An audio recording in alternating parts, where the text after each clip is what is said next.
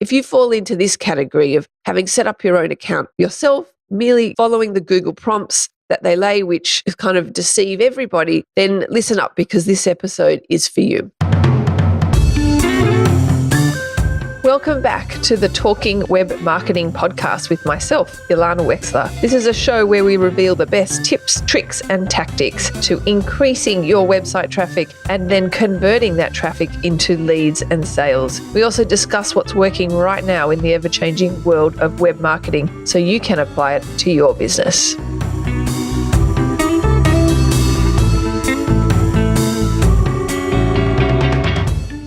Welcome to today's episode of Talking Web Marketing. Today, we're going to be talking about AdWords and specifically the top 10 mistakes that I see people make when it comes to managing their own AdWords campaign. So the other day, I was contacted by a guy who's a friend of a friend, actually, and he contacted me and he said, look, I've been running AdWords for a little while with, I think, a reasonable amount of success. And I was wondering if you could help me improve it because I don't really know how effective it's been, and I just know that it could be doing that much better. My competitors are doing AdWords, and I just know that I could be getting much better results for my money. So can you help me? I said, sure. But before I have a look at your account, let me just ask you this one question. Have you sought any help when setting up this account, either through somebody else setting it up for you or reading kind of any articles of the best way to set it up? And he goes, no. I didn't get any help at all. I just followed the prompts that Google provide when you set up your account. To which I thought, well, I know exactly what's gone on here. I know exactly the mistakes this guy has made because this is what Google does. There's lots of these little sneaky default settings that Google lay when you set up your account that really are designed to make Google more money and for you as a business owner to waste money. So if you fall into this category of having set up your own account yourself, merely following the Google prompts that they lay, which kind of deceive everybody, then listen up because this episode is for you. So we're going to talk about the top 10 mistakes that I see people make literally over and over again. And you know what? I would too if I didn't kind of live and breathe AdWords and do this stuff every day. So let's get stuck right in. So the first mistake I see people make is that they don't set up conversion tracking. So if you don't know what conversion tracking is, it's the means by which you can measure success. So whatever success is for you, be it getting the phone to ring, someone submitting their online details, someone making a purchase, they're all forms of success. That's your ultimate goal from running Google AdWords. And you need to set up conversion tracking to be able to track what's going on. Is the phone ringing? Are people making purchases? Are people filling in that contact form and contacting you? Now, you might think, well, why would I want to do that? Because surely the phone would be ringing anyway, and I'd be getting those leads anyway.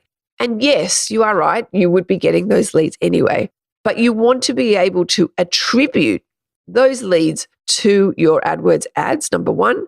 But number two, you'll get a lot of information about those people. You'll be able to see perhaps what ad they clicked on, which ad copy works better, what they actually typed into Google, which led them to pick up the phone and call you or fill in those contact details. So you'll get a bunch of data or information that will provide insights as to A, how you can get more of those people, as well as which ads aren't working and which you can turn those ads off, for example. So you need to set up conversion tracking so that you are armed with the knowledge of what is working and equally important, what is not working. So that's mistake number one.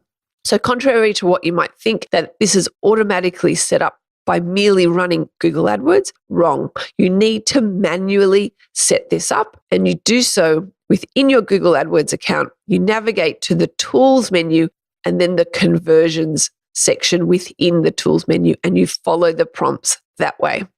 And actually, we usually track at a minimum 3 different types of conversion tracking. First one being phone calls, actually 2 different types of phone calls. Phone calls from the ads directly by hitting that call button. Phone calls from people having gone to your website and then called you, and usually an online form tracking as well. So we do lots and lots of different types of conversion tracking, but that's probably a discussion for another episode. So that's mistake number 1. People don't set up conversion tracking. So please make sure you do this.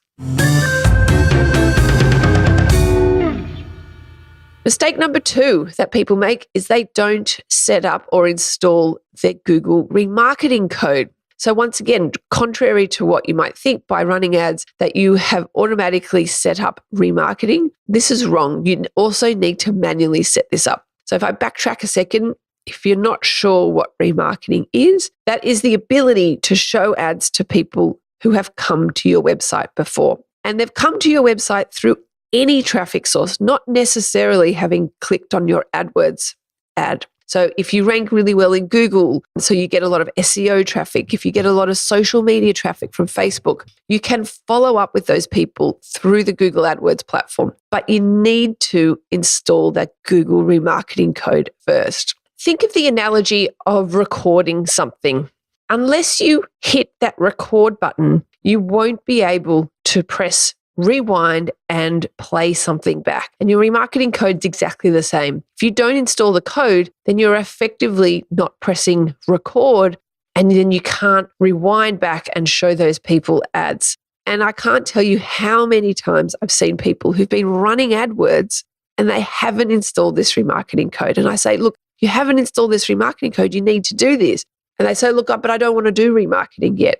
And that's all fine and well. But I encourage you to install the remarketing code so that when you are ready to start a remarketing campaign, you've got a whole list of people who've already come to your website before that you can show them ads straight away.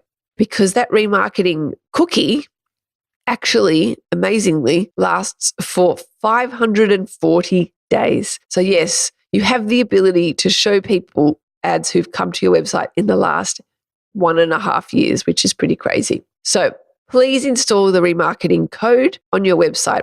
How do you find your remarketing code? You navigate to the shared library and go to the audiences section, and Google will give you code and you install it on your website, much like you've done on your Google Analytics code. Mistake number 3 that I see people make is that they don't implement proper account structure. And by structure, I mean setting up your AdWords account in a very refined and granular way. And think of it like a tree. At the base of the tree, you've got your campaigns. That's like the trunk. And off your trunk are ad groups, which are your branches. And within the branches, you've got your leaves. They're your keywords. So you want to create ad groups that have very tightly related keyword themes. And the reason you want to do this is because you want your ad, which is triggered by the keyword, to be very, very closely related to that keyword, because that will encourage people to click through on your ads because it's relevant. So the mistake that I see people make is they do this. They create one campaign, one ad group, and within that one ad group, they probably have about 200 to 300 keywords. Of those keywords, they're unrelated to each other. Yes, they're keywords that they want to bid on in that they are related to their business or product or service, but the keywords are unrelated to each other. And therefore, what happens that when the ad is shown that is triggered by that particular keyword, the ad's not really relevant. You can't really create one generic ad that's relevant to all those keywords. You want to create ads that are relevant to the specific keywords. So you need to separate your keywords into very distinct keyword themes. And this will have lots of benefits. The first benefit is you will get a much improved click-through rate. So people will be clicking on your ads more because the ad that is shown is really relevant. You will also get most likely an improved conversion rate because people are hopefully going to the right place on your website. And there's a third factor, which we will kind of get to a little bit later on in this episode, which is your quality score will improve. Ultimately means that you will pay a lower amount per click than your competitors, but we'll get to that one a little bit later. So just know with proper account structure that you're creating keyword themed ad groups to have really relevant ads. And often what we do is we create ad groups that have only one keyword in there. So they call it single keyword ad groups, or SKAG, as we like to call in the industry. And this ensures really tightly related and relevant ads. Mistake number 4 that I see people make is that they combine their search network campaigns with their display network campaigns. And really, this is a really, really common mistake, purely because this is a very sneaky default setting that Google has. When you click Create New Campaign, I believe the default is Search Network with Display Select. And in brackets next to it, they've said Recommended. So if you don't know any better, of course you're going to pick that one because Google recommends it. And you don't want to do this. You don't want to combine your search network campaigns with your display campaigns, purely because they behave vastly different. They are completely different behaviors of people. The ads are placed in completely different places. And from a data perspective, an optimization perspective, you need to separate them because they behave completely differently. So yes, if you want to run search campaigns as well as display campaigns, by all means do so, but separate them out into distinct campaigns. So you'll have one campaign for the search network and another campaign for your display network campaigns. So please don't fall into this really, really common trap. The 5th mistake that I see people make is that they don't use proper keyword match types. And if you've never really educated yourself on Google AdWords before, then this is a really common trap as well. Most people don't realize that there are match types that come into play when running AdWords. And think of it, I like to think of the analogy of like a dog on a leash, right? The most tightly related match type is what's called exact match type. And that's effectively the shortest leash that you could provide your dog. And it's saying to Google, I want my ad to type in, when somebody types in this particular query and this query only. So think of the example, dentist Sydney. If you say to Google, here's my keyword, dentist Sydney, and I want it to be an exact match type, the only time your ad will show is when somebody types in exactly dentist Sydney. No words before it, no words after, that's it. There's nothing wrong with that, that's fine.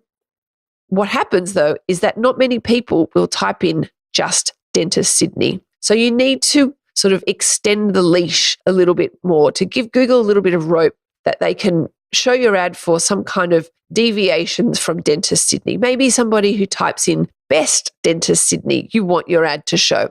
So the next layer out of the match type is what's called phrase match, which you have your keyword dentist Sydney and you're effectively saying to Google, I want my keyword to be dentist Sydney, and those two words need to be together, but I don't mind if there's something before it or there's something after it. So best dentist Sydney, your ad would show, as would best dentist Sydney open hours would also show as well.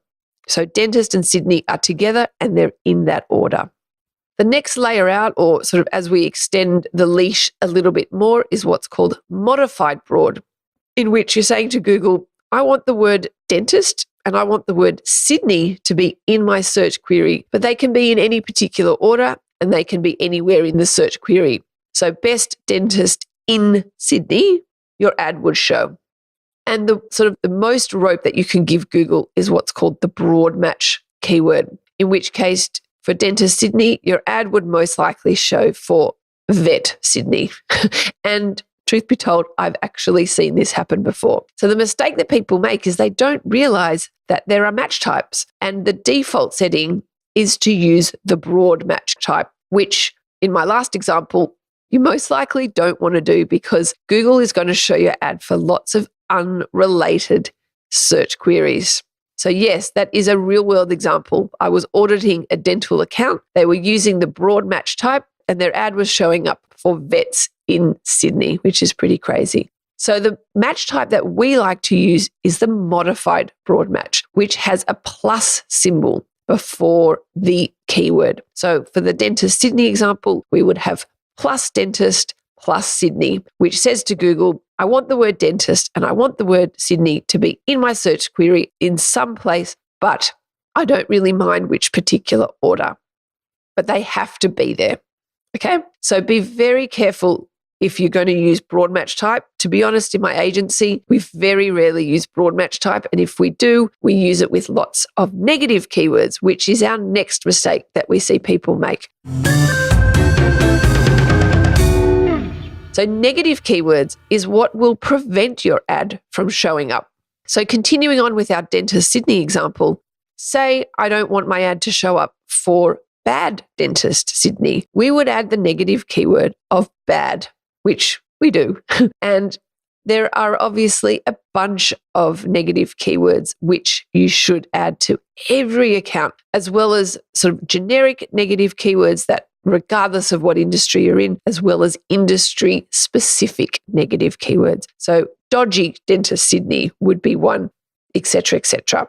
So you need to make sure you have negative keywords in every single account. And if you go to our website, talkingwebmarketing.com, we will make our generic negative keyword list available to you to download for free. So just go to our website and you'll be able to find it there. Classic mistake number 7 that I see people make is that they don't use ad extensions. So ad extensions are, as they sound, they are extensions to your ad. So they are in addition to the ad that you can show. And there's a whole bunch of different ad extensions that you can add. For example, call extensions, which have that call button when you are viewing an ad on a mobile device. You might want to add your location extensions, which shows your address of your business. I'm not going to go through all of the available ad extensions. There are lots and lots which you can use, and I encourage you to use them for a couple of reasons. The first being you will get a lot of extra real estate in your ad for exactly the same cost, and you are effectively pushing your competitor ads further down the page by merely taking up more real estate. And another reason is that Google will reward you for using ad extensions by cheaper clicks, and this is due to their ad rank. Mistake number 8 that I see people make is that they don't use proper location targeting. You want to restrict your ads to only be shown in the locations that you want.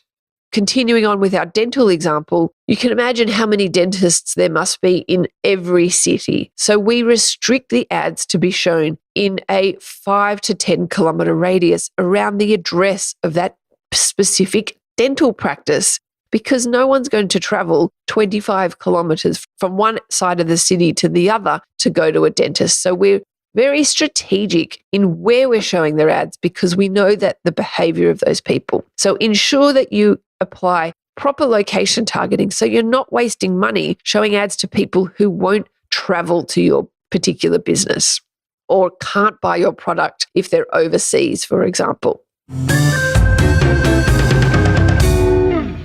Mistake number 9 that I see people make is that they don't rotate their ads evenly. So what I mean by this, I mean at every point you should be running 2 ads at any one time so that a portion of the people who see your ad see one version of your ad and another portion of the people see another version of the ad. So you're what's called split testing ads. You're deciding which ad is better.